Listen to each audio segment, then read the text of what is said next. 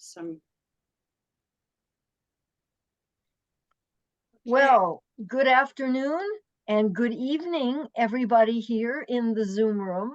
It's good evening for those of you on the East Coast, and good afternoon for those of us on the West. Welcome once again to the West East Bicoastal Poets of the Pandemic and Beyond. And I always like to say between also, because That's we great. really do sort of cover not the waterfront, but all the time zones, right? Mhm. And believe it or not, this is the 24th reading in the series. This series began in 2020, and Lynn, you were the original co-founder. I'm the founder. Yeah. You are the founder, and then joined by Susana, and then by Bill Moore, who is no longer. He sort of stepped back, and then at some point, I was invited to become part of the incredible consortium of hosts and curators. And then Sandy Yannone joined us. And so for a time, there were two of us sort of holding down the West Coast, Sandy and I, and with Lynn and Susana on the east, way out east, as my parents used to say, who were from New York and New Jersey. But now Sandy has moved back to her home stomping grounds in Connecticut, and so there's only me holding down the fort here in Seattle in terms of Well, the West Coast. But that's although I all right. consider myself bicoastal. You are totally bicoastal. Yeah, yeah, that's good. I guess I don't know. Am I bicoastal? I don't know. I'm not going to worry about my identity, but we have drawn poets from all the coasts, the and all of the pretty much several of the continents. We've had poets read from poets who are based in the Caribbean, in the UK, that's Ireland and England, and poets from Latin America, Chile, I know for certain, and sometimes the poets are patching in from those locales. Sometimes they are more, temporarily in closer time zones. But so as most of you know, we meet generally on the second Sundays of every month, every other month, and except the reading following this one, May 19th, is the third Sunday because the 12th is Mother's Day. So, and then we have three more readings after that, July 14th, September 8th, and November 10th. So at the close, you'll hear a bit more about that. So let's see, I guess Sandy is our first reader. Is that correct? Yeah, so we're starting Yes. in sort of reverse alphabetical order. Um, I am so pleased to introduce Sandy also. Sandy is just the most amazing advocate and activist for poetry and all of the humanitarian and socially progressive issues that surround poetry. Um, she founded at the beginning of the pandemic, she co-founded Cultivating Voices Live Poetry, the other series that I love that meets on Sunday at noon Pacific time, 3 p.m. Eastern time. And so that is a series that, if anything, is even more global than West East. And I just really admire the work that she has done for poetry, for poets, and in creating a very welcoming community. I first met Sandy in Seattle in September 2019. She had come to a reading at the Ballard Library for the It's About Time reading series, and I was reading with a former student of mine, and Sandy gave a reading in the open mic. And then we met again at the beginning of Cultivating Voices Live Poetry. And I think I was sort of involved with some of the early readings in that series.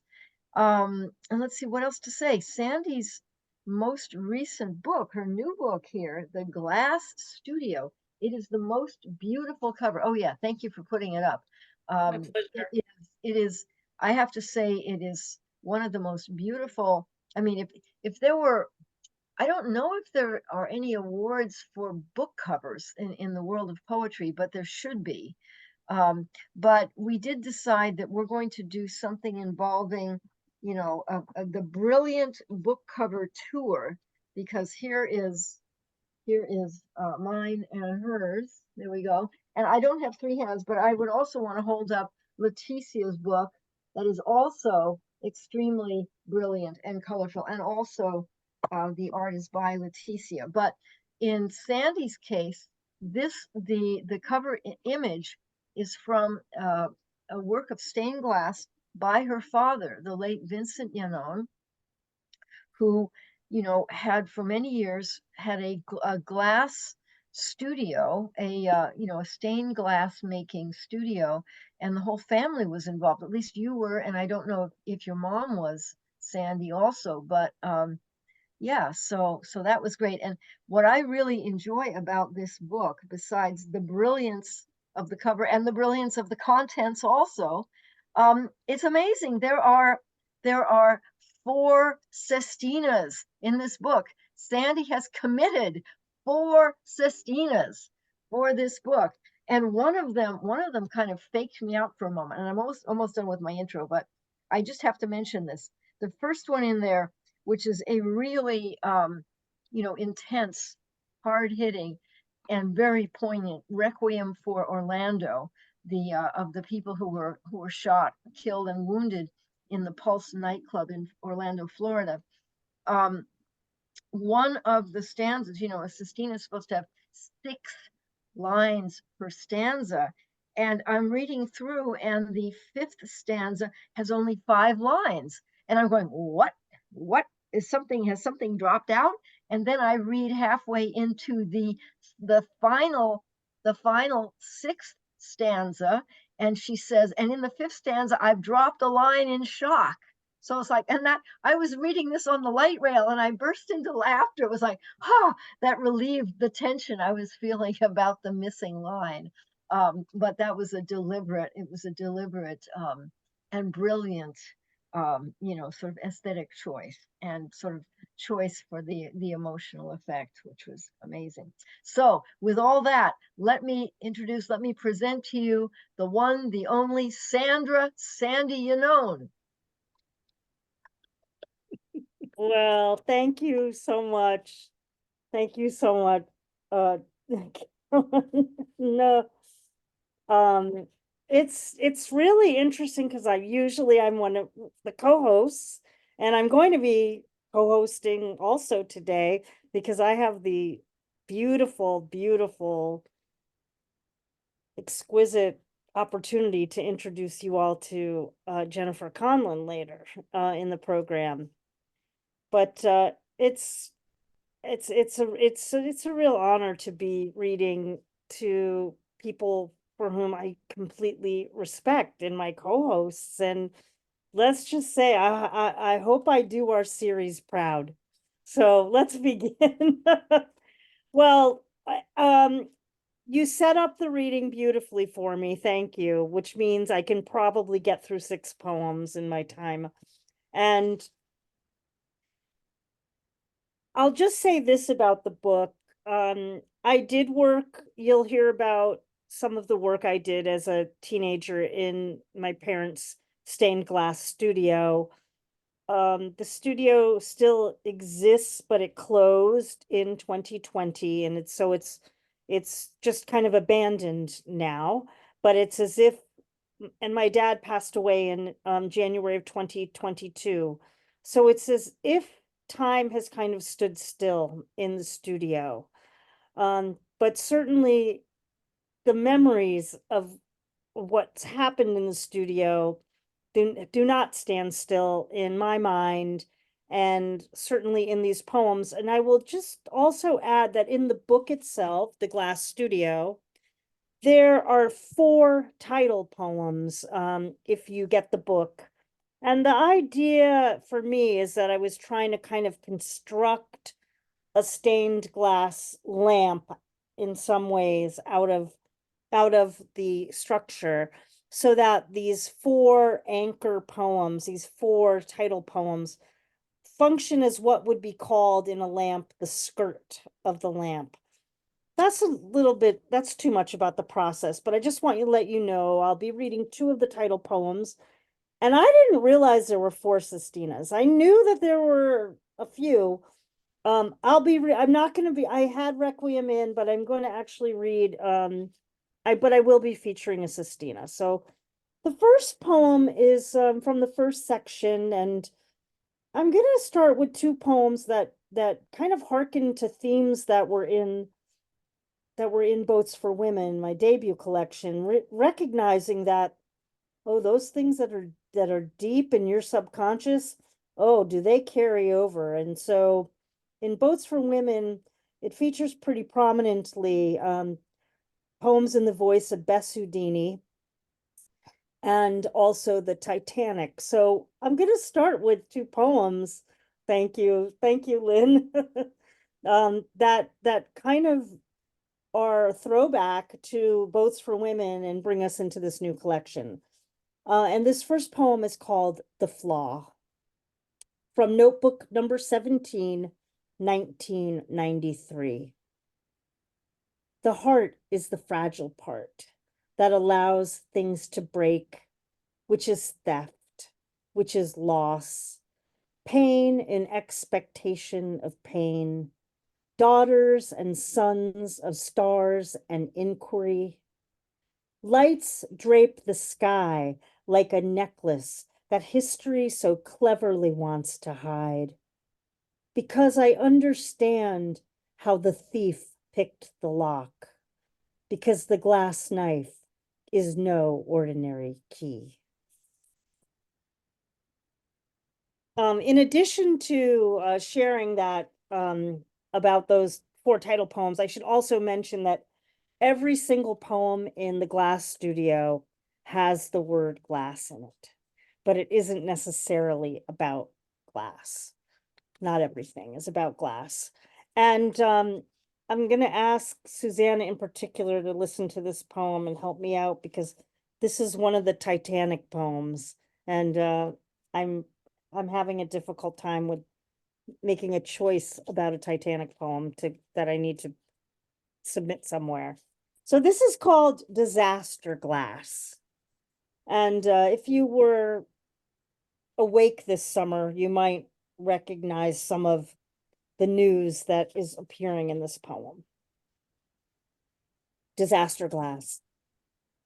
The cubes bob and float in my night ocean of iced tea, clink against the constraints of the drinking glass's circumference, the glass won at a Pennsylvania Dutch country auction, what feels like a century ago, packed with plastic swizzle sticks from long gone roadside bars. For $12, I wrestled that Libby glass from the clutches of bidders, eager to own those obsolete stirrers. Everyone collects something.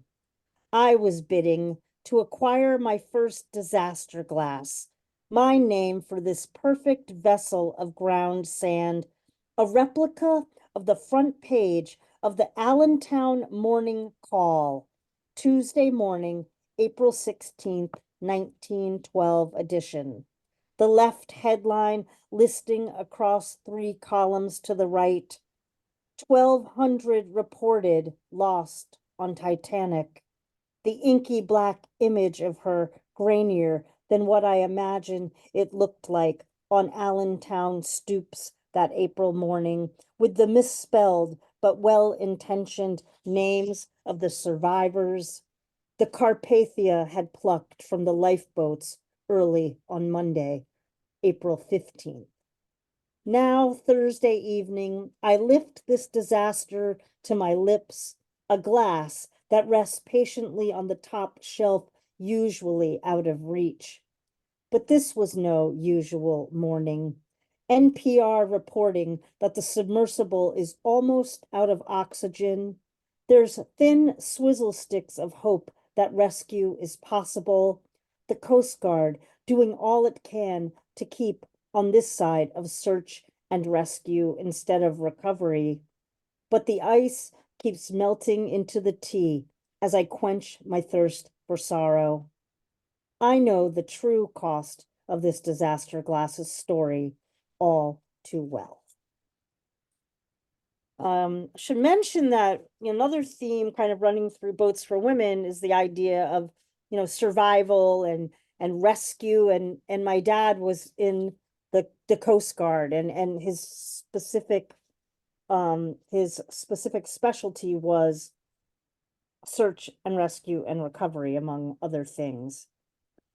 Well, unbeknownst to me, when I decided to read the next poem, which is um, the I'm going to read one of the title poems now, and I'll just give you a little bit of a content notice that there is reference to domestic violence in this poem. And when I wrote the poem more than a few years ago, it was it I knew that it was probably going to be the title poem or a pretty significant poem in the collection that I was planning on writing. But what I didn't know was what would happen just only a few months ago when I was talking to my mom. I had sat her down and I had told her that I was going to dedicate the book to my father, but I wasn't going to dedicate the book to her because I took some liberties in suggesting that my paternal grandmother, while I knew she had been deeply um, victimized by severe emotional abuse at the hands of my grandfather, or at the mind of my grandfather, that I took kind of liberties in this poem to suggest that there was physical violence. And she sat there just as stark as day, and she said to me, "Oh, that was happening," and then moved on. So that day I decided, well, now I'm going to dedicate this book to my grandmother also and give her some modicum of justice. It's not enough, far too long. But this is the title, one of the 4 title poems, The Glass Studio. I must go back to that photograph of me, 14, on an early morning in my father's makeshift sweatshop on the unfinished second floor of my grandparents' house, leaning over beige glass squares arranged in a plaster-poured mold. My Red Sox cap cocked backwards like a trigger waiting for release, my left hand steadying the burning soldering iron while I push coiled snakes of lead into the iron's hot tip to melt them into quicksilver seams, fusing those cut glass squares into translucently beautiful panes if I hold them up to the light breaking through the second floor window. I sweat through this labor.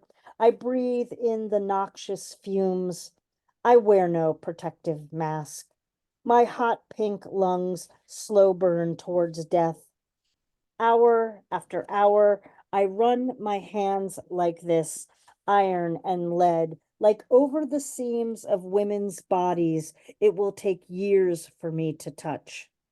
I use the same precision to bring them full circle to where they become translucent. My father will teach me all this with squares of cut glass, not ever saying the word sex, without ever claiming to transfer the knowledge of how he broke into my mother's body to create something sacred akin to a family.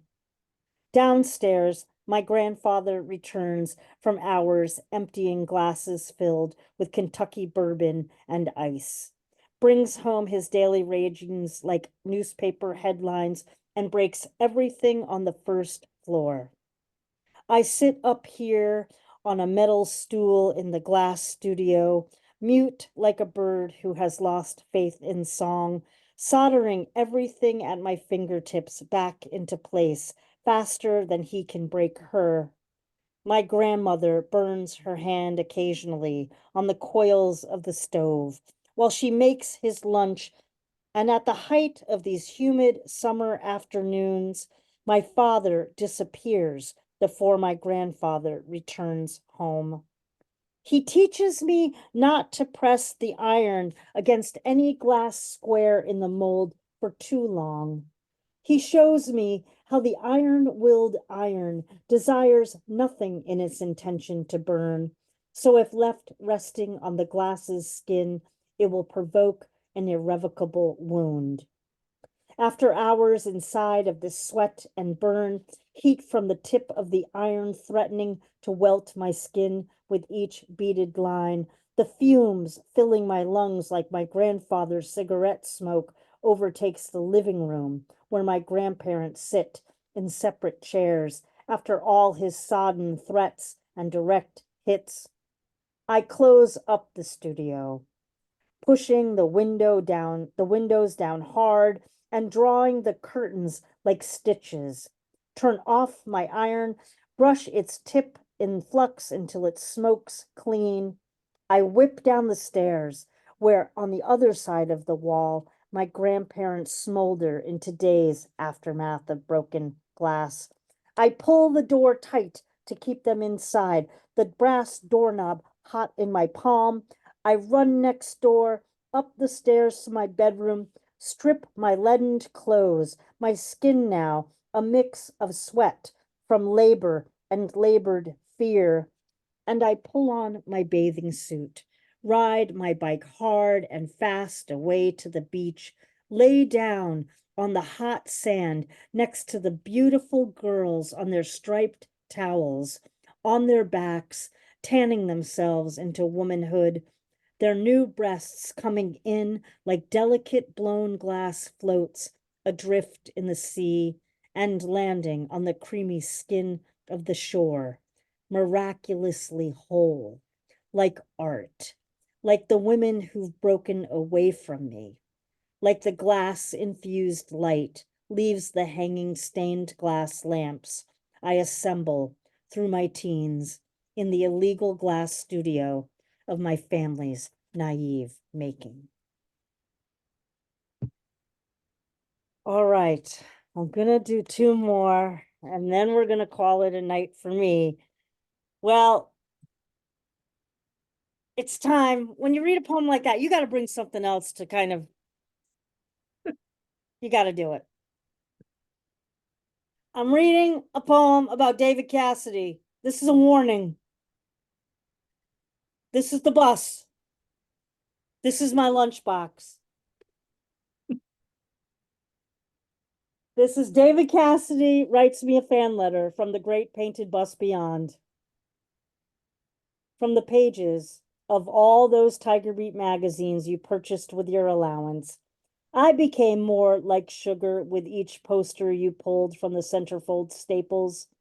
I never liked that my crotch was always pinned to the crease, that girls tugged at my sleeves, ripped off my clothes, and shredded what was left of me at my concerts.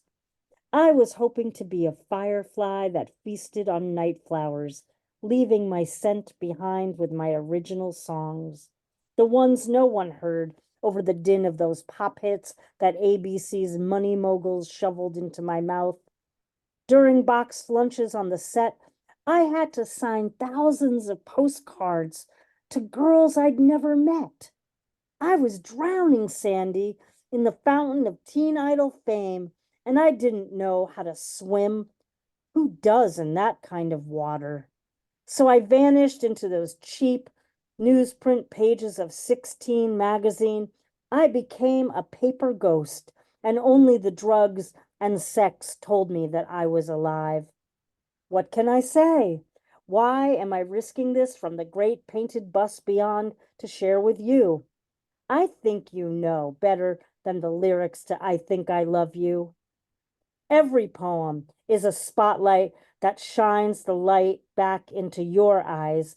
You need to keep them open to honest desires. Don't get caught beneath the trap door's weight. Come on, you know how to escape, to get happy. You almost do it every day, except you act like it's your shadow side. You never let yourself fully embrace the miracle of you. I sang all those songs on those albums that I know you still sing when you are alone or driving with your sister in her van. I know you gave a private concert to Tara Hardy in your living room, that you have two microphones at the ready to practice when you feel inspired by songs you wore down the needles in your preteen bedroom to hear over and over. I wasn't ready for everything that came next after the gold records and the show's opening credits dressed in mod. I should have shaken off that Partridge Family tree sooner. But this isn't my ending, Sandy. This is your beginning. So come on, stay happy. Swallow my songs, my prayers for that girl long ago who loved me as no one could. Retire all those faded fan magazines. You know you are happier when you are unlocked, unleashed from inside the glass house where you've been waiting your whole ludicrous life to sing.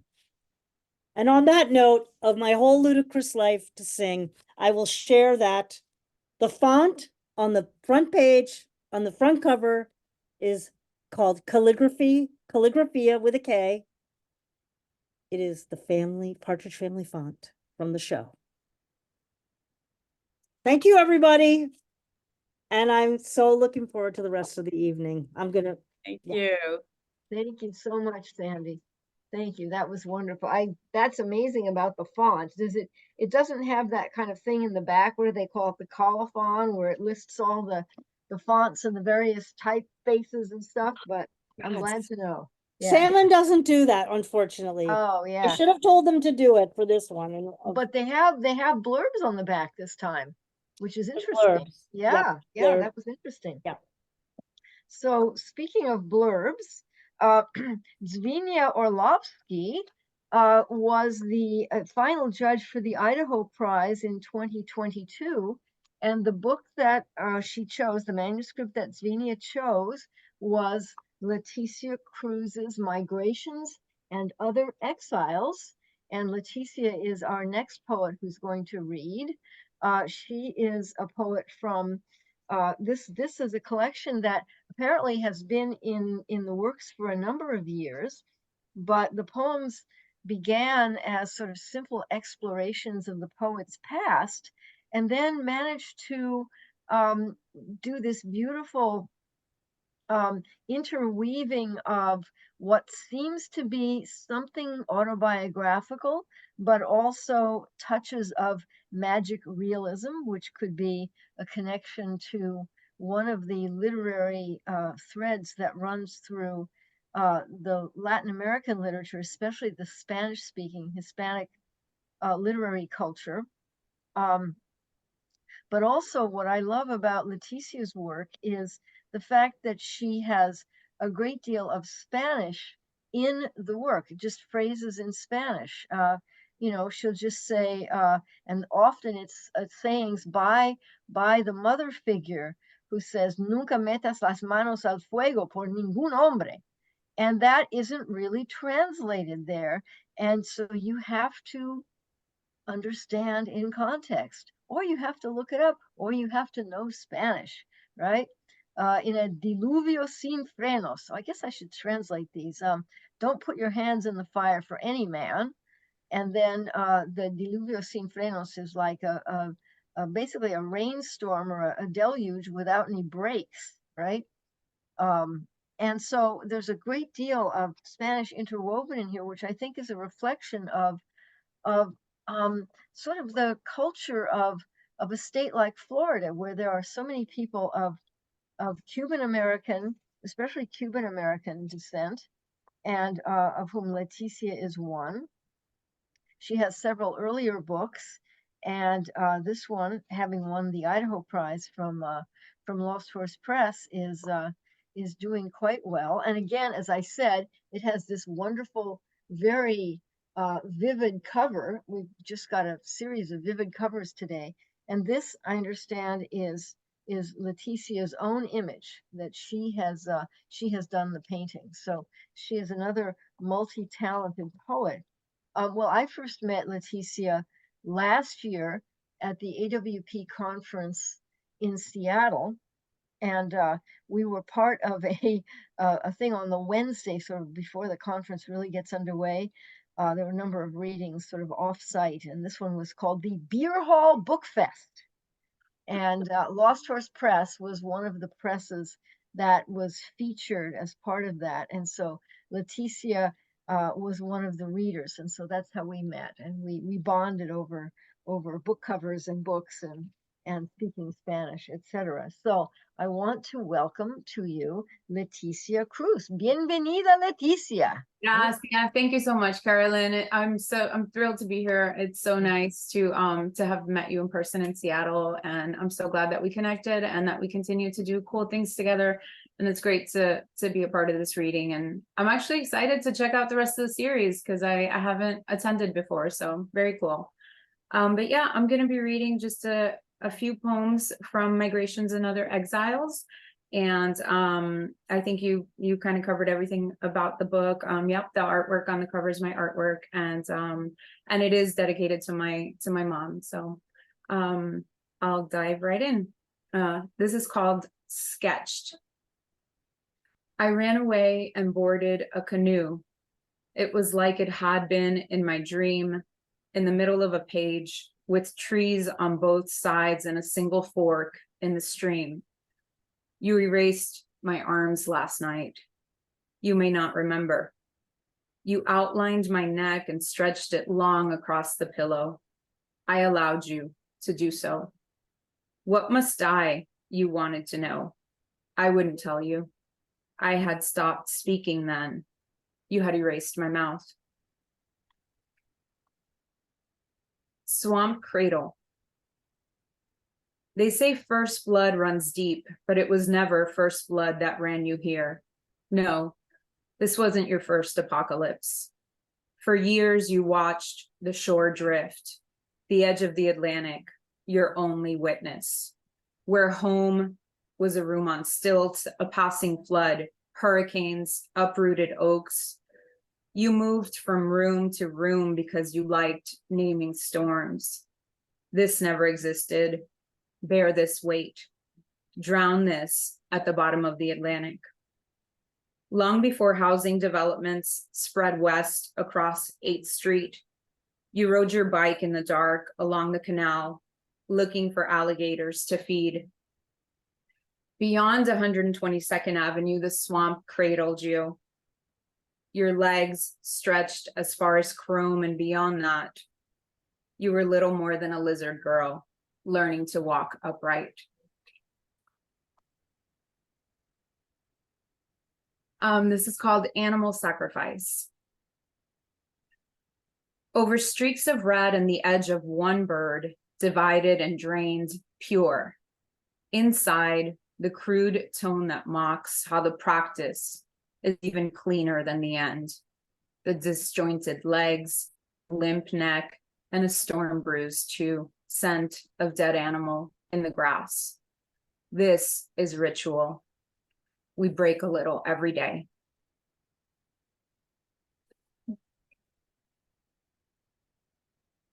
Tidal home. Not above water, not rising. Back then you were ground level, coastal, the place where I learned to swim. And when you became home, I called you mine. So little is private, nothing permanent. You were mangroves, sawgrass, a river running through and away. You said, swallow wilderness. Como agua del monte, como niña ciega, como pez guajiro. Cierra la boca. And under, I held my breath like I was yours, like you were water, but never above.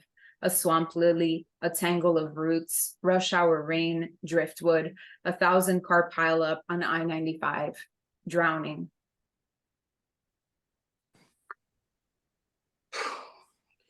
Chronology of drowning.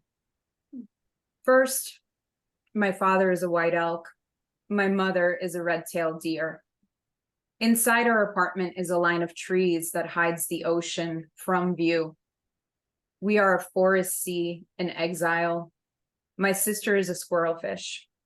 In the summertime, We roamed the northeast coast of New Jersey in a Buick station wagon until we hit water. Most days we swim. First, I am 9 years old. It is winter and the sun rises early. We visit the eye doctor. He prescribes glasses, thick and red like cacos de guayaba. My pupils are dilated. I see birds in the wallpaper. I hear voices in the hall. First, gunshots. The red-tailed deer leaps down a flight of stairs. The elk is shot dead. First, winter closes in. The house on Cedar Hill Lane has no trees. A line of semi-automatics lies under the bed. We are a barren forest. In the yard stands a single apple tree. In the summertime, apples fall to the ground and rot. We sit on the back porch, chain smoking. The inflatable pool is too small to swim. First, we sit at the edge of the Delaware River. The darkness burns my sister's toes, holds a gun to my mother's head, devours the forest. First, my father is a ghost white elk. I search for him in the vanished forest, where a line of trees hides the ocean from view. My mother never visits. She is a red-tailed deer with a broken antler. Our wilderness is a needlecraft project. My sister is a squirrel fish afraid of the ocean. On summer nights, she swims alone in a backyard pond. First, I sit at the edge of the Atlantic, forever an animal in exile. All right, I'm gonna read a little, all of my poems are pretty short, but I'm gonna read a little bit of a longer poem. This is called Nothing of Beauty. The summer I was 11, I learned from Yannone and Yvette, girls much older than I, that the religion of women who wear lipstick is beauty. I wore no lipstick then, had no religion, but I could disappear into any room, blend into the wallpaper.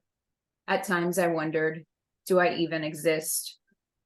One night under a summer diluvio, I stood outside our green apartment building, watching the neighbors run from the bodega to the laundromat to the corner bar. The sun sank lower, casting orange shadows on the front steps, and I faded. Not a single soul lay witness. The religion I learned as a child was not beauty, but survival.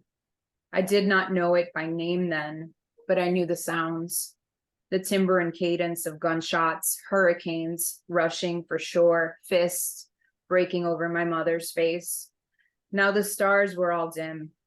Another Friday night, and I sat in the back seat of Wilma's Buick, parked a block from her boyfriend's house, with the windows rolled up, the engine turned off. Wilma and my mother eyed the front door like little hawks, waiting for someone to swoop in with dinner. Wilma sank lower behind the wheel, eyes full of flames. I had seen the same look in my mother's. The man strolled out the front door, and we followed. Love makes us hungry, my mother said. My stomach grumbled. Hunger, too, was religion, but one I already knew would fail me. How hunger, like beauty, leaves you vulnerable, makes you forget where you are. In a car, in a field, underwater, locked up in the basement of your own house. Not survival. My religion was the worship of place. This, here and now. This, open your eyes. By God, girl, don't you ever forget it. Religion is a barred window, the flame of a match, a sky void of stars, the smell of burnt fog, rice. Religion is your mother's long hair burning, your father's smile, the way he looked at her, then darkness. Nothing but night. The place you came to as a child, your abandoned reservoir, your escape. Religion is setting your crosses on fire, holding nothing of beauty, no hunger. How the night sky is wide open. All right, I've got 3 more. This is called The Girl Dreams of Being a Stripper. Last night, you tried to tell him again what it was like to be hopeful, to stand at the corner inside your 8-year-old body with your small hands in the mail slot of the strip club door and your eyes glued to the girl on stage. Even when the light was dim, you imagined it would never leave you. So that when you heard the animal in your room and felt the weight of his breath on your face, you pretended to dance in the spotlight.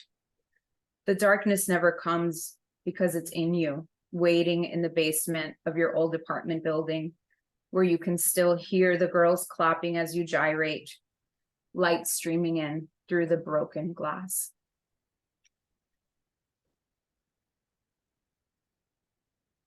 Blackbird.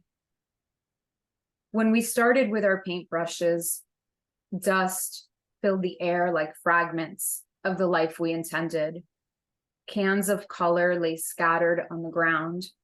Later, coats of blue would harden, walls would grow thicker, and every door would become unhinged.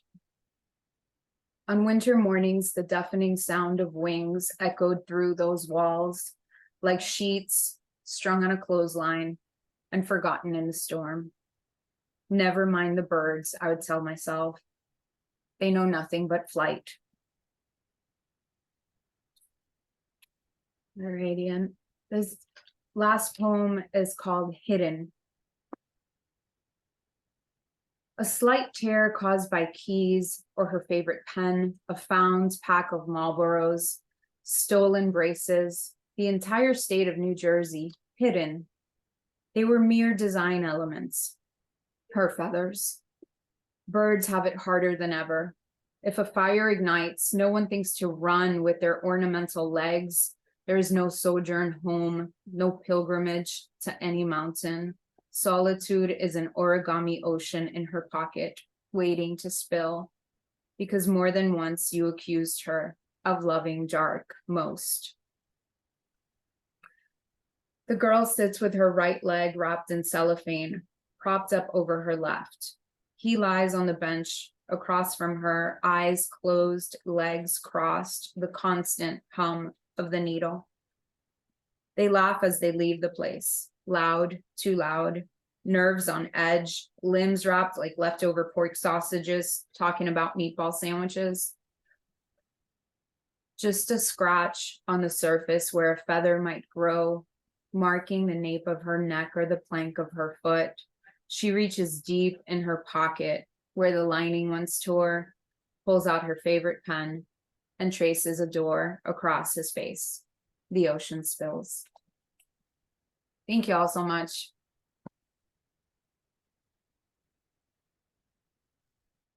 That was wonderful. That was really wonderful, Letisia. Really, that was beautiful. Thank you so much. Thank you. Yeah. It's my honor to introduce Lily Greenberg.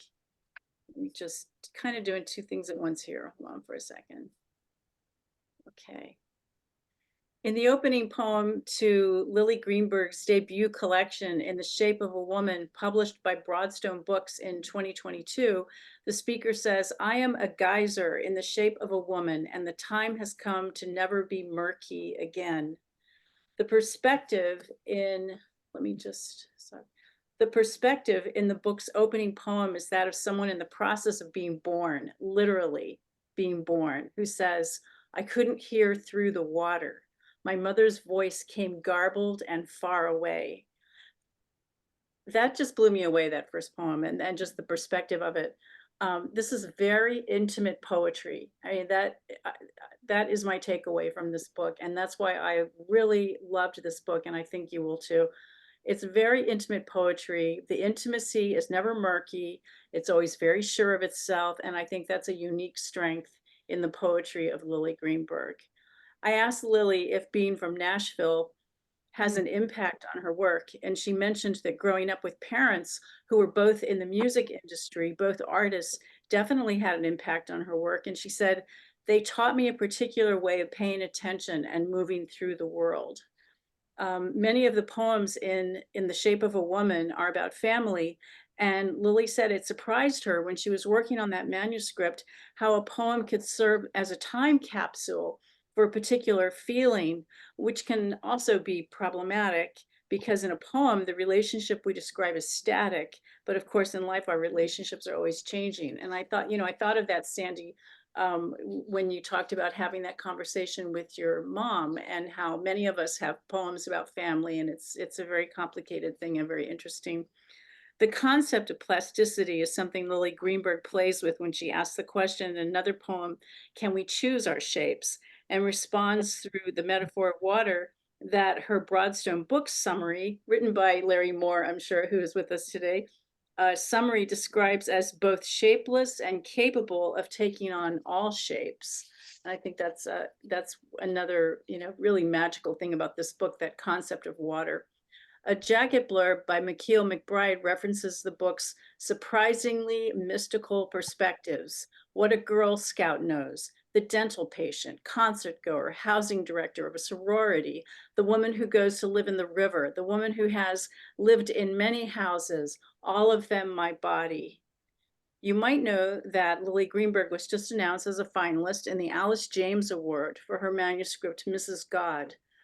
Please check her bio in the chat column for more of her, formal accomplishments and publications, which are many. And we've also posted a link to her collection, The Shape of a Woman, from Broadstone Books, in the chat. Please give a warm welcome to Lily Greenberg.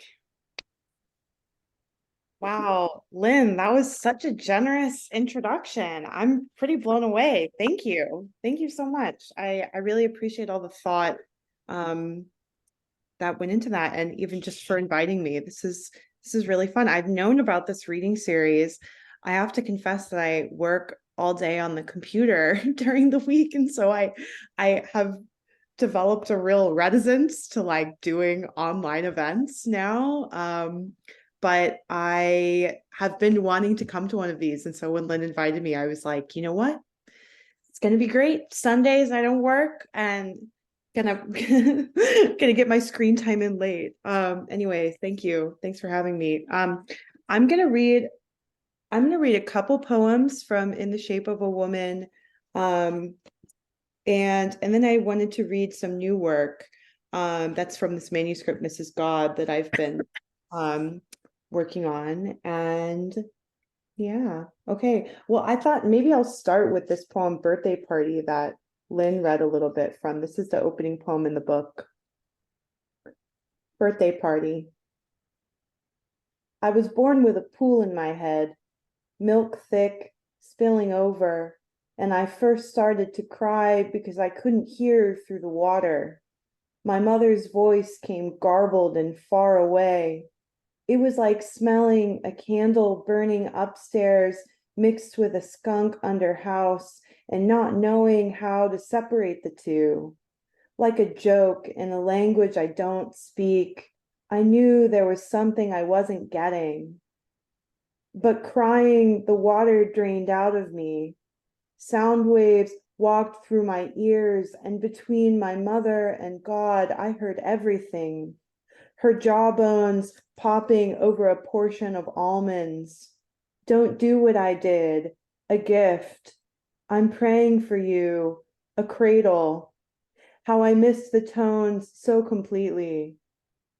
The pool refills daily, and today I am 26,000 years old, and I have all my life been carrying the flickering waters, the most resilient, undrainable pool. I am a geyser in the shape of a woman, and the time has come to never be murky again. I am beyond tears. For my birthday, bring your low fire to me. I will sweat enough to receive you. Nothing can separate us now. For my birthday, I want to hear you say happy. I want to feel it.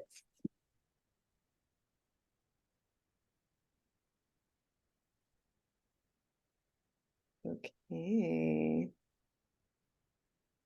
So I'm going to read one more from this book. I think there was another one that Lynn mentioned, but I didn't read that. That for me was a real pandemic poem, because during the pandemic, I was in graduate school, and I was a housing director for a sorority, which I would not recommend if you're considering it, or ever given the opportunity to. But anyway, I ended up in a mansion that had 40 beds, and I was alone in it. And like, 'cause everybody had to go home, and I was there for some months, and it really got into my psyche that I was in this huge house by myself. And I was thinking about how, if I had been a kid in that situation, I think that would have been like my best case scenario. Like, my imagination would have gone wild, and I could have played different scenarios in different rooms and whatever. But as an adult, it wasn't great. So anyway, it had me really thinking about how, as a kid, I really could kind of transform any space into some sort of imaginative place to go. And so this is called As a Child, I Lived in Many Houses, All of Them My Body. Mornings, I slid my hands through the willow. Like doorframe beads, the branches parted. I entered the enclosure, long grass asleep underfoot. My house now, I thought, and it was. Sticks I arranged just so, a hallway, a bedroom. Robins argued, and I rolled my eyes like a neighbor. Sun and clouds turned the lights on and off. Then to the sewer, following crawdads, I blinked in the dark possibilities. Who lived here?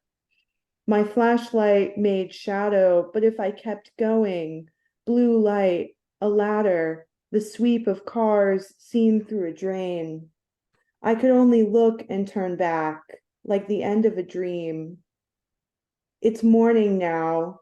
Snow is raining from my roof, gone wet white.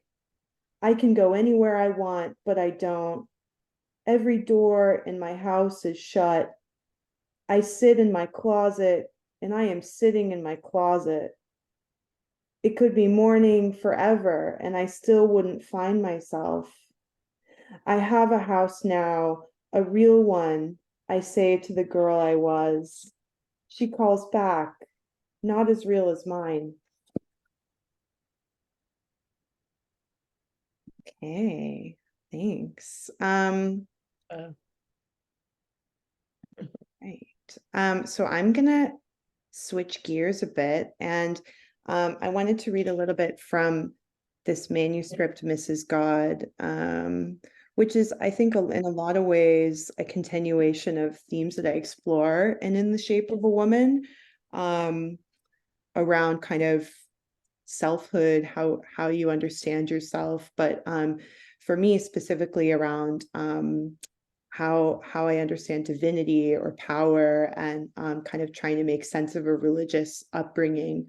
And I kind of stumbled upon this almost character of Mrs. God. I felt like I was trying to write a lot about God, and I needed to like call God something else in order to like write about God in a fresh way. And so the first thing I thought of was just Mrs. God, and it just stuck. And maybe also because as a kid, my dad would come up with all these nicknames for me that were always like Mrs. Toe, Mrs. this, Mrs. that, somehow in my brain water. But so this is the opening poem in the manuscript.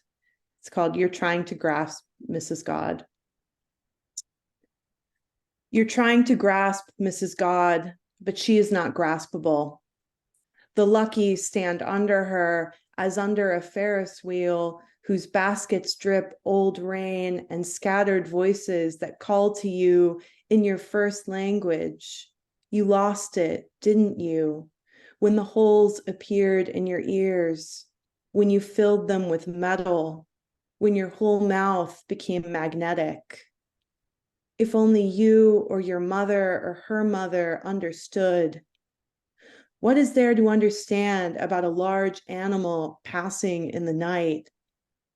What is there to know about elk absorbed in fog, then there, grazing, so physical you can almost taste their grass, almost feel the cricket wings coming apart in your teeth? She has nothing to do with you. She could kill you. Without her, you would die.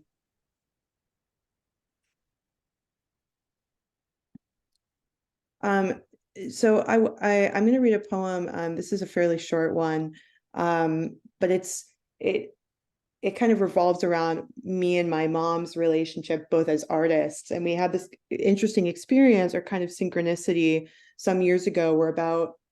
About 5 years ago, she's a musical artist, a singer, and she started to lose her voice. And around the time that she started to lose her voice, I started to get serious about poetry, and I started publishing. And it felt like this weird kind of transference of like some sort of artistic expression from my mom that was like fading out and then kind of almost passed to me. Whether or not that literally happened, you know, she probably wouldn't say it like that. But anyway, this is called My Mother Fed Me Her Voice. My mother fed me her voice, and I ate the whole thing. Her huge voice, an animal loosed and shaking the sleeping pews awake with rock song, I suckled it dry. Too full of tone, I learned to speak with my mouth closed, cheeks puffed. Get me out of here, I could say, but had no idea where I was.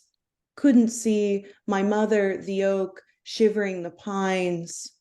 Couldn't hear her tune my ear until I found invisible thirds everywhere, harmonies hovering like our dog at the table, fat and helpless, a black hole of need, she called him, not me. Her lungs breathed me. She invented me and diminished.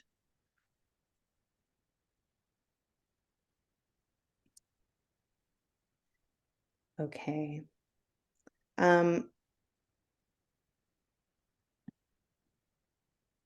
This next one is just called Belief.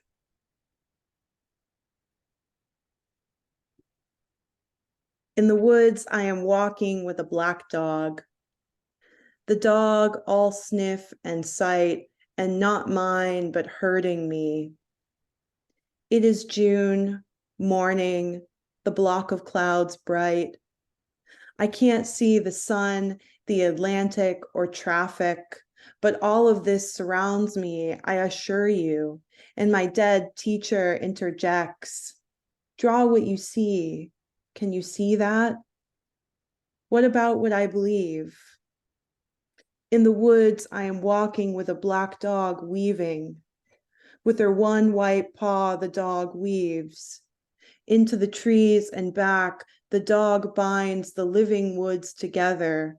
The woods, a thicket of trees bearing orange circles at their center. The orange of caution, the orange a target. I remember now, hemlock. The name falls like a leaf, or like rain rises from the ground. In the woods, I am walking with a dog and a crone and a man carrying rocks. They are like my parents, but not. The crone is singing to the green, green ground. The man turns a heart-shaped rock in his hand. The dog runs forward and the dog runs back and the boulders hunch. We look for erosion and find it everywhere. The memory of something big growing small. With her one white paw, the dog stitches us to June, though I can't feel summer yet, can't feel past my split knee from a rock my toe caught. Or was it a root stitched to another root and another, together gripping the rock of all rocks? Whatever the trip, I came down like rain and stood up crooked. Elsewhere, my brother collapses on concrete steps, a circle of blood around his eye. Elsewhere, my mother's head hits the shower tiles and splits, and my father watches a black thread stitch her up.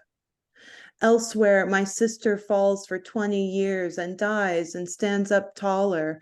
And what about what I believe? I believe in the black dog stitching. I believe in the big rock perishing.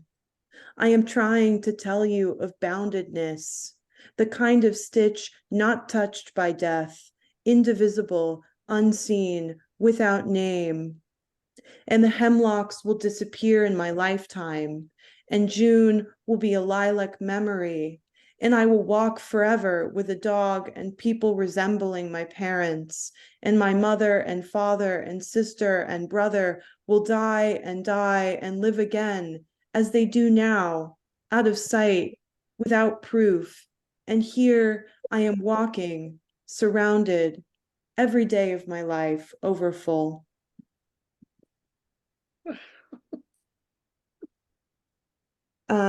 Okay, I'm just going to read one more. So a lot of these poems in this manuscript are I would say obsessed with resurrection, obsessed with this kind of idea that that people could go away and come back.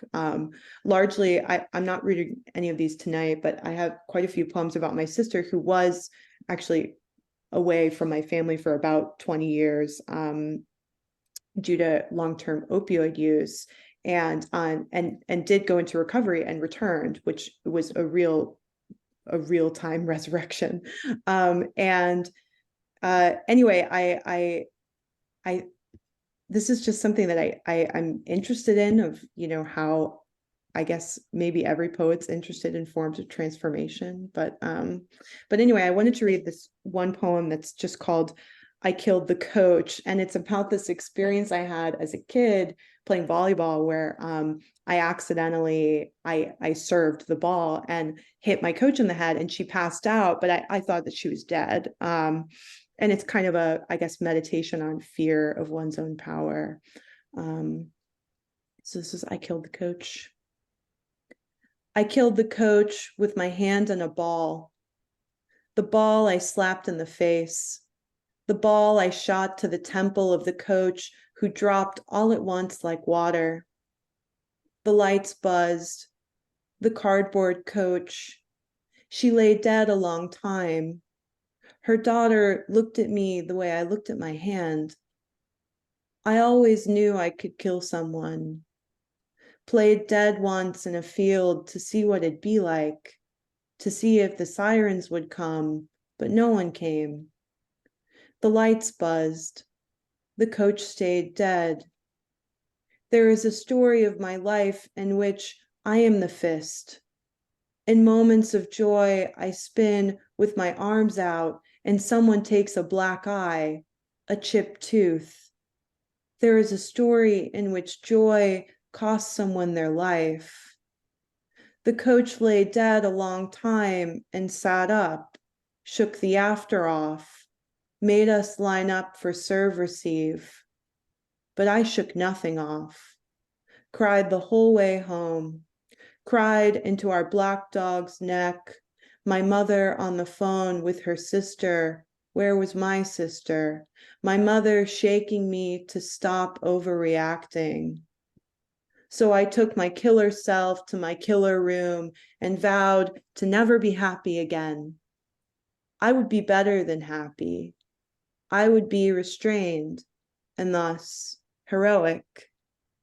It is, after all, blessed are the meek, not the powerful.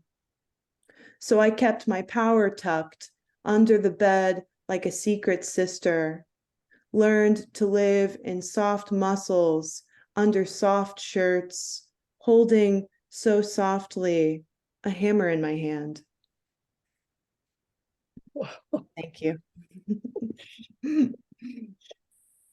Wow.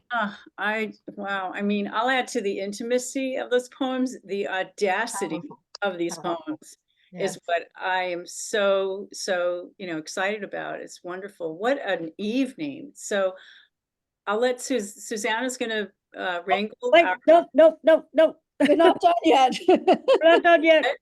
You skipped the line. Oh, sorry. That's okay. It's all right. It's all good.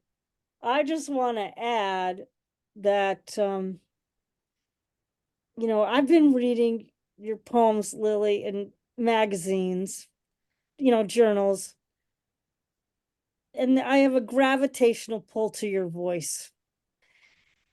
But to hear them in to hear you read them is just astounding. It was just an astounding reading. Thank you.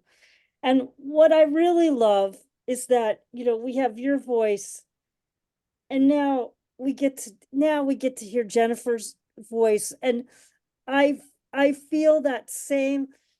I'm going to be 60 years old in April. And so I am really, really invested in having intergenerational dialogues with poets.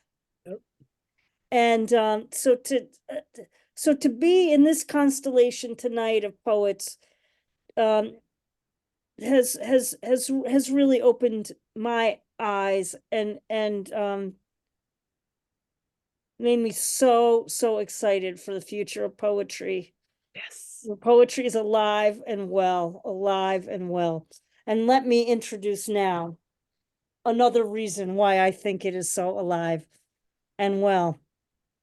Well, often in this series, oh, I've got wacky stories about this person that I'm introducing to you because I've known them for centuries, and this happened and that happened and another thing happened, and I love their poetry for this reason, and you've been reading their books forever, and so have I. Well, tonight breaks all the molds. Tonight breaks all the molds in the best possible way. It's even preposterous for me to say that I know Jennifer Conlon. I met Jennifer last month at AWP. And the first time I met Jennifer was when Jennifer was on a panel and I was in the audience. And this is at the Kansas City Convention Center. And Jen was part of a panel called Queer as In, a reading of debut trans and non-binary poets. In the description of that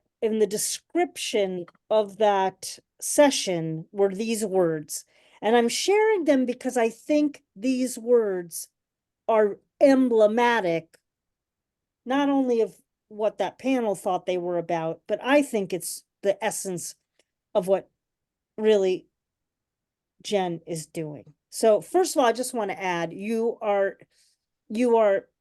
am trying to prepare you for a very distinct voice. And it's a distinct voice that, as they talked about in the panel, has a transformative power, is incredibly poignant, and it navigating the complexities of identity, resilience, self-discovery with vulnerability and strength. These are words I cherry picked out of that description. This wasn't a literal description. I heard Jen talk about poetry while they were weaving in their poetry, and I was transfixed by the wisdom and really the wizardry that I was experiencing. Well, as luck would have it, that night I was going to another offsite reading. I was going to a offsite reading. And one of the presses was Autumn House Press. And I had not remembered that Jen had published their debut collection with Autumn House Press. So I was overjoyed that I was going to get to hear Jen Conlon read again. Well, the microphone was really off that night. Like, it was in a bar, it was noisy. You remember, Jen, it was like tough to read. Wow. So I could hear traces of Jen's voice coming from the back. I was all the way in the back of the room. But after we sat down and we closed the bar down, I know that those of you who know me find that absolutely unbelievable. Yeah, I'm sure you can't possibly imagine that I closed a bar down with someone. We were literally the only two patrons and the staff. Being in the presence of Jen and their work was that compelling. It was that compelling for me to sit down with this poet and to discuss the life of poetry and the poetry of life. But don't take my word for it. This debut collection of Jen's, we're gonna put the Taking to Water was the 2022 Autumn House Poetry Prize winner, selected by Carl Phillips. And if you know who Carl Phillips is, you know that Carl Phillips knows what Carl Phillips knows. And and I'm glad that Carl Phillips does know what he knows. I hope that you will join me in welcoming this wonderful poet that I've known for a little over a month. I've not known for a little over a month, and appreciate all the ways that Jennifer Conlon will take us to the water. Thanks, Jen, for being my guest this evening. Right. Thank you so much, Sandra. That was an incredible introduction. I almost need to like take a minute to like breathe and take that in, take all that love in. That was really kind of you. Meeting you at AWP was really phenomenal, and chatting with you about poetry was such an incredible part of my experience at AWP. So thank you so much for inviting me to this space to read with y'all. So I'm going to read from my debut book, Taking to Water. And yeah, it'll be very Southern, very queer. And as we've seen tonight, a thread of religious trauma maybe coming through some of our readings. I think so. All right, I'm going to start with the first poem in the book, Tongues. Every time I speaking in tongues, I made a new god, sucked them right on out the clay, lapped their mouth out of my sound, a ground to prey on, a moan to survive with. My made up language, a spread of handless wrists wrestling. Imagine your God a word. What are they saying? Does it make your world hiss? Undo your vision? If I make a new word for worship, my body heals, grows a new scale or hair with the possibility of making more. It can cover my whole damn body with the word. Do you think the God I make could be a power with no tongue?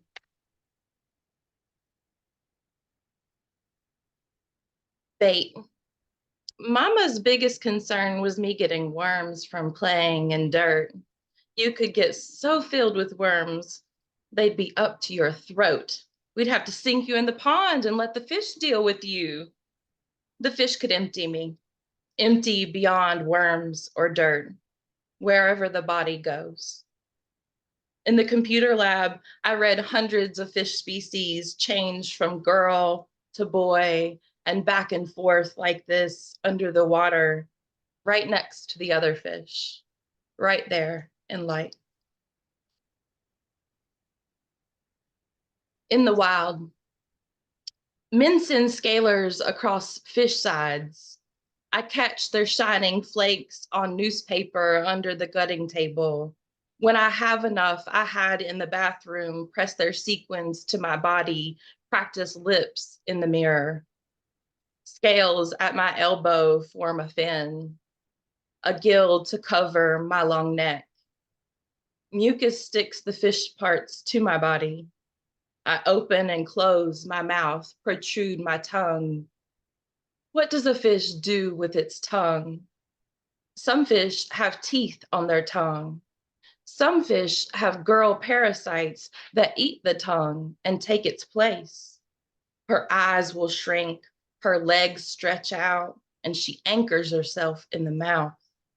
The fish is minimally damaged, but when the fish dies, the girl parasite leaves the mouth, clings to the head or body. No one knows what happens next. The next poem is the title poem, Taking to Water, and this is a very Southern phrase that essentially means if you don't know how to swim, for instance, if your parents throw you into a pond in an attempt to teach you how to swim and you just sink to the bottom, baby, you have not taken to water. So this is a kind of saying that has everything to do with like this assumed natural survival, that things will come easy, that as soon as you enter the water, you'll just know how to swim, right? Without any parents or or education on that, right? So this is called Taking to Water. 2 days after third period, I hear them arguing about the bus. I ride the bus, but mama says, not no more. Dad figure 2 says bad things are always happening. 2, brother asks, what does a dead girl in the river have to do with me? She didn't ride my bus or even go to my school. 3, the first day she drives me to school, I'm late. I cry. I'm too embarrassed to walk in. I know everyone will look at me, think I was too dumb to get here on time. 4, frogs live near water or else they will die if their skin dries out. 5, in the lunchroom, Stephanie splashes water on her face and pretends to be drowned at the table. Brittany says, that's not what it looks like. Alicia says, why are you making fun of a dead girl? So Stephanie stops, wipes the water off her face, and eats her French fries. 6, the name of a girl is. The river was named by a. 7, at dinner, I stare at fish sticks, wonder how her body got from a bus stop to the river. How many kids assigned girl can this happen to? How many have skin that don't take to water?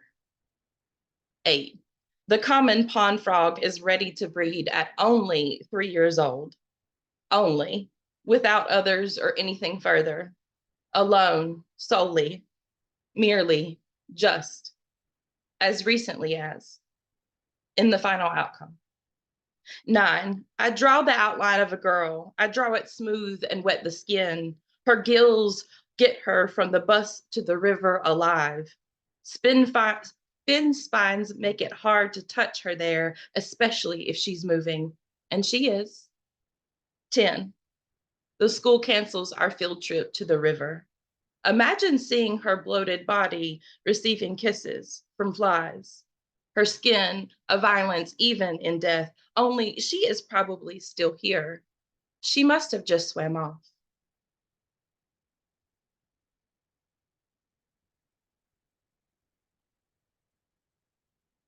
Eighth birthday.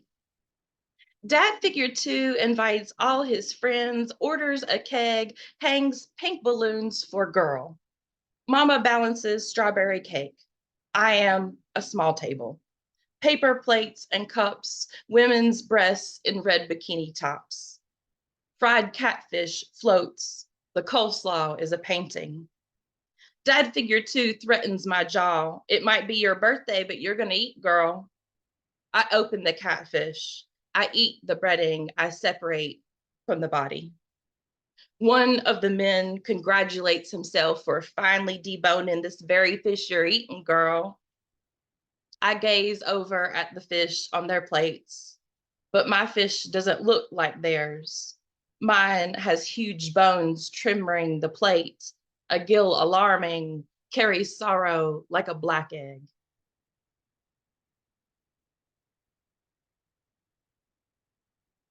All right, this next poem is a little bit of a longer poem. It's called Church because when I feel like I read it, I feel like I'm in church. I grew up in Southern Baptist spaces, non-consensually, obviously. When I grew up in the South in a really small town in the I was a teenager in like the late 90s, and our pastor would come to our house and visit us. And I found out later that this was because of two reasons. One, apparently I had a problem, which was just actually me being 13 and having depression. And the other thing was the pastor had the hots for my mom. Let's just put it that way. So he was coming around to visit often. And so church presence was really big in my life, both because we were kind of forced to go there, but also because the pastor would just come around our house sometimes. And when I think about that experience, a big part of it has to do with baptism. And of course, baptism by water being the method that they use. It's something I wanted to reclaim, especially because of my deep love for rivers. So in this poem, Church, I kind of reclaim the idea of baptism, but also that space of the river. Church, I pray, amen.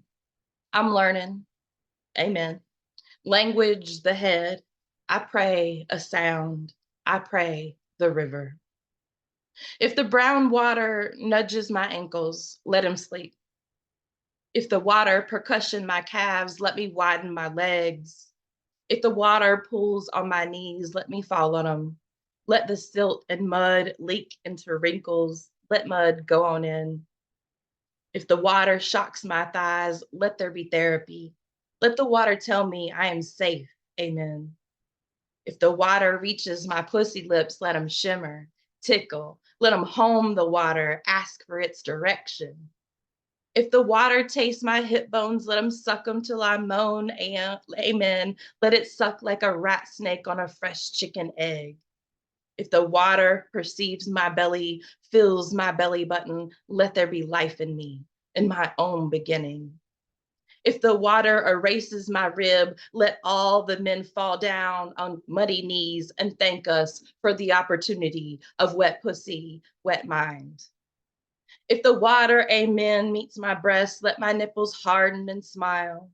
If the water joins my breast, let it hold there, the water undulating, breathing up my sternum like the snake's spine wraps the branch, breathes the tree, amen. If the water constricts my breast, let me inhale, let me inhale. If the water holds me at my neck, let me tell you, bitch, let me tell you about the effort of exhale, about sonic wave moving through the body so fast, it breathes. It breathes solid toothed and belly grounded like a copperhead out moving the shovel. If the water gestures my mouth, let me open the estuary, envelop the river, every catfish named and unnamed, especially ones waiting under mud, every water strider and pollen helicopter plant, every bug I can't name yet, holding on to a rock, kneeless, amen, sharp, their eyes saying, breathe, breathe. If the water bobs my temples up and down, let me pray, amen. Let me return to the language of river bend, river bodied through the root wad of us. Fixed wet ankles wait for the mud, water tangle the eyes. If the water lifts my eyes, amen, let me see, amen. Let me see the flathead catfish lip at the sunfish, bottom mouthed into a stone throat, into a path like belly, like process, an arrival like a great big string of fish shit we are becoming. Fuck witness, why are you watching me wet, watching this drown brown water? If the water, amen, tempts my temples again, bobbing and bobbing, let me question this prayer. This river is a way to God, not a prayer, but a body of water, amen. If the body coats my head, floats my hair into the surface, let me better view, amen. Let me tree a reach, amen. Pull myself up by the branch, ask a question of God that assures them I'm here, believing in amen, in the river and mud and the flathead, saying, fill your body and never go home.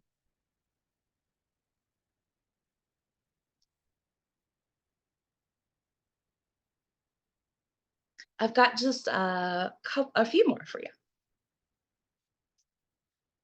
Choose a password. You know, like when you have to make security questions for things, like in case you forget your password. And sometimes they're really excessive and they want you to make like 5 fucking security questions. It's like, okay, wow, okay, fine. And then so I'm really grasping for things to use. And one I found was your childhood nickname. And I was like, really? We're just gonna go there. Like, why don't you just ask for like my diagnosis here, like trauma, right? Like, okay, so choose a password, childhood nickname.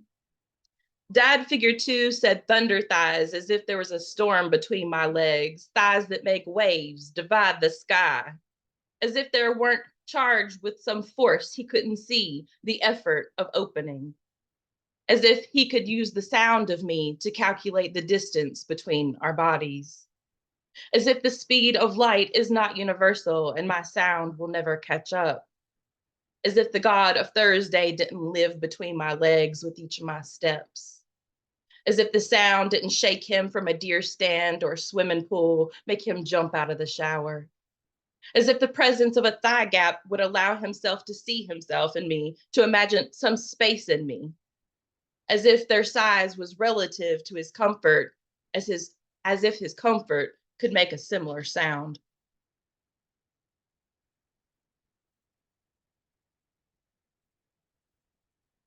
In my next life, I stand over the fish, watch their sun-warm bodies, scales slide against the ice, drawing them smaller one at a time. After a couple hours, the time it takes the men to drink the beer fridge dry, I can see them swimming again. I want to slide in there with them between ice and scales, make room for my body and all that comes with it. Got one more poem for you. This one's called, this is one that I actually read the night that I met, formally met Sandy at the reading. It was the last poem I read. And by that point with the mic, I was really trying to project. So I'm not sure if you heard this one, but it's my ode to masturbation. So what a lovely place to end, obviously, you know, because of this place in the evening, you know, wherever we go with our nights, it is what it is, y'all. I'm just saying, if you want to come, this poem is called If I Want to Come. I have to quiet the prey in me who say, run, run, kick, run, back to the sweet girl before queer recognized the body, recognized a type of violence, of grief. Shame on me for wanting ecstasy is a religion of men, and my gender can no longer pray at the entrance of empty cups. I'm not asking for a drop.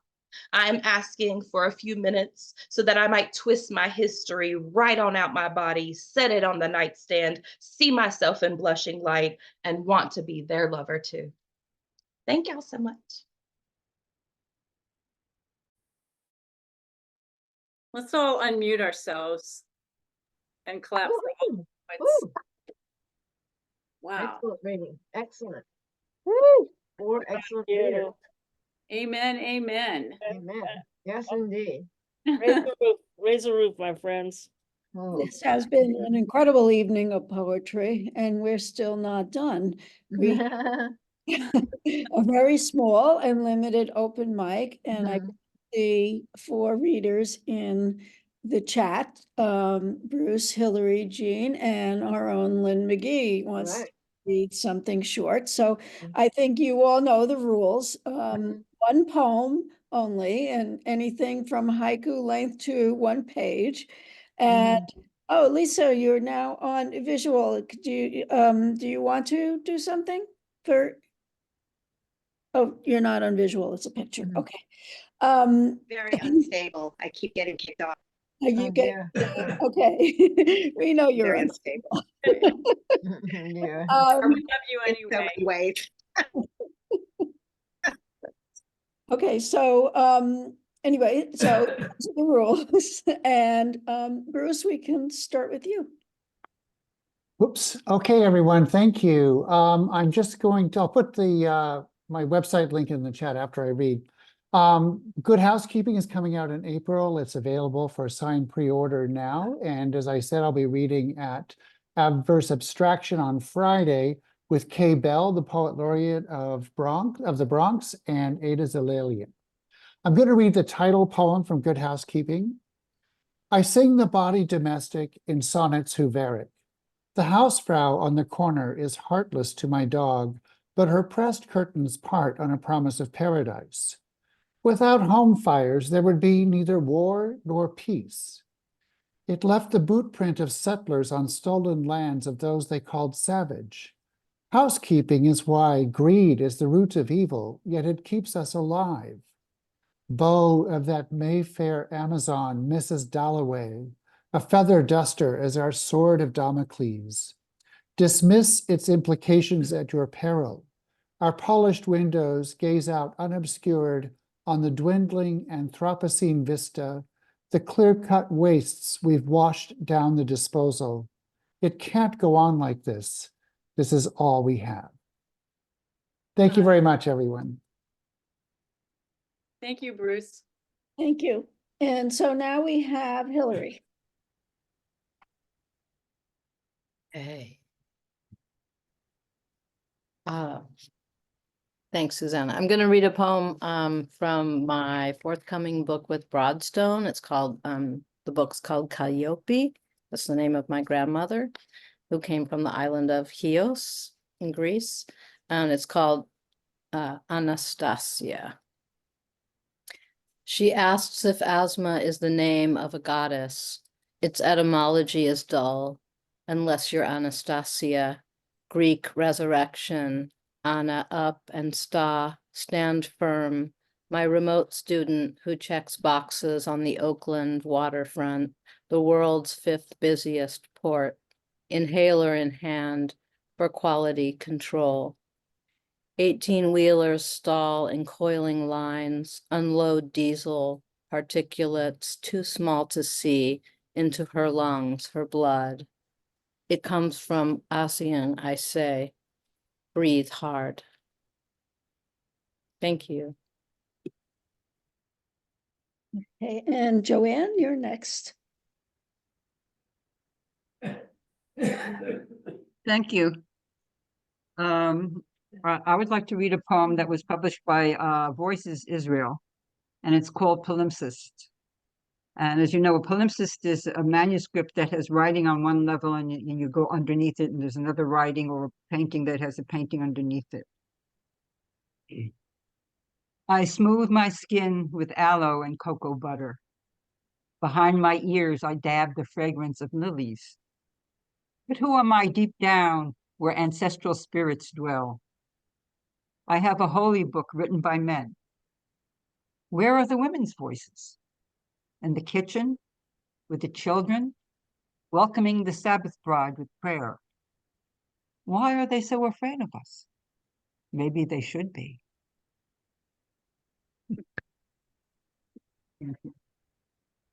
Thank you. And last but not least, Lynn. Oh, wait, Mick, wait, sorry. Someone, Nick Cortez wants to read a poem. Oh, okay. Oh, just if it's okay.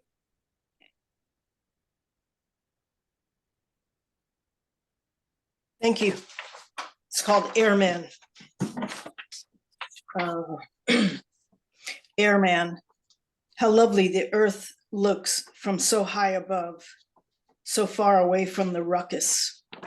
How peaceful you must have felt in your airplane, surveying all the earthly marvels below, soaring through the clouds by day, nearer the stars at night. But something not quite right nagged at you up in that firmament, wondering, how can one be all you can be and live a life of honor? You return from the heavens to see the promised land is a hellscape, war engulfing your beautiful planet. You were too sensitive to carry the weight, both a gift and a curse, to feel the pain of others. Nevertheless, you gave of yourself until the dissonance overtook your conscience, and you would not be compromised. This man-made hell was not for you, but it was yours to question why. It was your defiant reply. You would not be complicit in their bloodlust. And should not they call you a coward, you proved the slave is always stronger than the master. Free Palestine. Thank you. Okay. Oh. Thank you, Mick Cortez. And Thank you. so I'll read a short poem, really short, and inspired by all of the poets tonight. And it's in honor of spring, which is March 19. The frog's heart generates a gel that grips its organs like antifreeze. In spring, the frog thaws from the inside out and blinks. Every winter that passes is a triumph. I clench my gut, carry longing for the sun like an egg in my throat. I start over, I blink. Okay, wow, what an evening. And ending with the sound of my own voice. No, just kidding. Please unmute yourself and just put it out there for our amazing, illustrious feature poets, Jennifer Conlon, Letisia Cruz, Lily Greenberg, and Sandy Yannone. Wow, wow, wow. You guys were amazing. You are amazing. That was so inspiring. I loved the reading tonight. I encourage you to order their books. We're going to repost the links. Thank you to our open mic readers for giving us a taste of your talent. Congratulations on your forthcoming books. Bruce and Hillary each have forthcoming books. Our next reader, our poets actually came tonight from North Carolina, Florida, New York, and Connecticut. And we have members of our audience from San Francisco, from Kentucky, from where else? Queens. Colorado. Colorado. Seattle. Virginia. The Bronx. Yeah, okay. The Bronx. Our next reading is Sunday, May 19. So please look for us, friend us on Facebook, and then we'll invite you with the Facebook link.